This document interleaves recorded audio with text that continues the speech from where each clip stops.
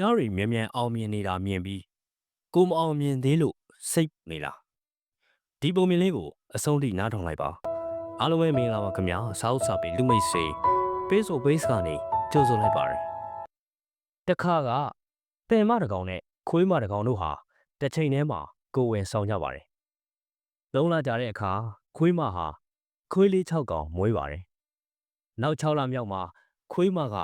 ကိုယ်ဝင်ထက်ဆောင်ပါတယ်9လရောက်တော့ခွေးတရာချင်းခတ်မွေးပါတယ်ဒီအတိုင်းပဲလေပတ်ရင်18လအကြာခွေးမဟာ3ချိန်ကိုယ်ဝင်ဆောင်ပြီး3ကမွေးပြီးသွားပါပြီစင်မကတော့ကိုယ်ဝင်ဆောင်နေတုံးပါပဲဒီတော့ခွေးမကစင်မကိုမေးပါတယ်စင်မနင့်ဟာကကိုယ်ဝင်ရောဟုတ်ရဲ့လားငါဆိုရင်ခလေး3ကမွေးပြီးတချို့တွေဆိုခွေးကြီးတွေတောင်ဖြစ်နေကြပြီနင်ကအခုထိကိုယ်ဝင်ဆောင်နေတုံးပဲလားဒီတော့စင်မကပြန်ဖြေပါတယ်ဒီမဲ့ခွေးမနင်ပြောတာကိုငါနားလည်ပါတယ်ဒါပေမဲ့ငါလွယ်ထားရတာဟာစင်မခွေးမဟုတ်ပါဘူးငါဟာတစ်ခါမွေးဖို့2 နှစ်ကိုယ်ဝင်ဆောင်ရပါတယ်ငါကလေးမွေးလာတဲ့အခါမြေကြီးကတိတယ်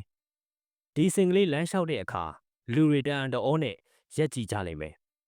ဒီလိုခွန်အားကြီးပြီးလူတွေစိတ်ဝင်စားရတဲ့တရေသားကိုယ်ဝင်ကိုလွယ်ထားရတာကြောင့်ဒီလောက်အချိန်ကြာနေတာပါပေးချင်တဲ့သင်ခန်းစာကတော့တခြားသူတွေအောင်မြင်သွားချိန်မှာတင်မအောင်မြင်သေးလို့တဲ့ယုံကြည်မှုတွေမပြောက်ဆုံးပါစေနဲ့ကြီးမားတဲ့အောင်မြင်မှုကိုရဖို့မဆုတ်မနစ်ဇွဲယုံကြည်မှုနဲ့အချိန်တွေအများကြီးရင်းရပါတယ်